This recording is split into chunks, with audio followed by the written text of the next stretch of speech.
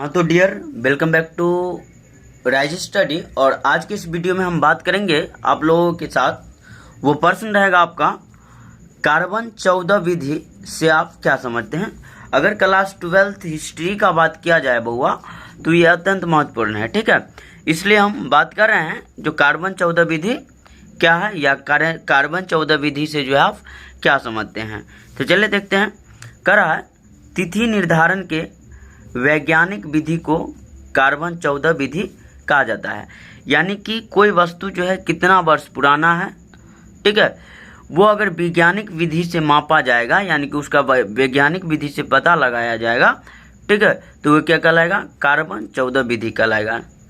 ठीक है, समझ में आ रहा होगा। चलिए आगे देख लेते हैं। आगे करा, इस विधि के अनुसार किसी भी जीवित वस्तु में कार्बन 12 एवं कार्बन 14 समान मात्रा में पाया जाता है। यानी कि अगर इस विधि की बात करें, कार्बन 14 विधि की बात करें, तो कोई भी जीवित वस्तु जो रहता है, ठीक है, उसमें क्या पाया जाता है, कार्बन 12 और कार्बन 14 पाया जाता है, समान मात्रा में पाया जाता है। कंप्लीट है। आगे देख लेते हैं क्या करा है।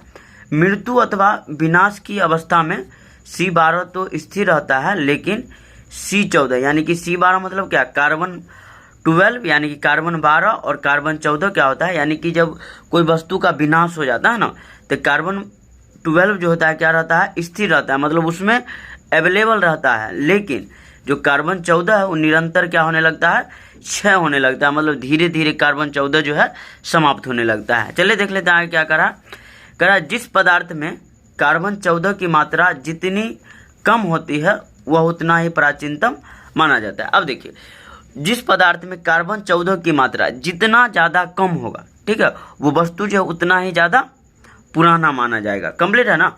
चलिए देख लेते हैं।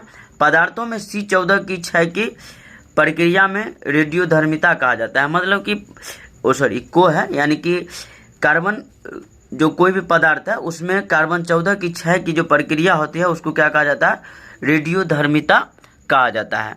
कंप्लीट है। तो आई होप कि आप लोग जो है ये प्रश्न को जो है बहुत अच्छी तरह से समझ पाए होंगे। तो अपने भाई के चैनल को कीजिए सब्सक्राइब, वीडियो को लाइक और ज़्यादा से ज़्यादा शेयर करिए। धन्यवाद। जय हिंद, जय भारत।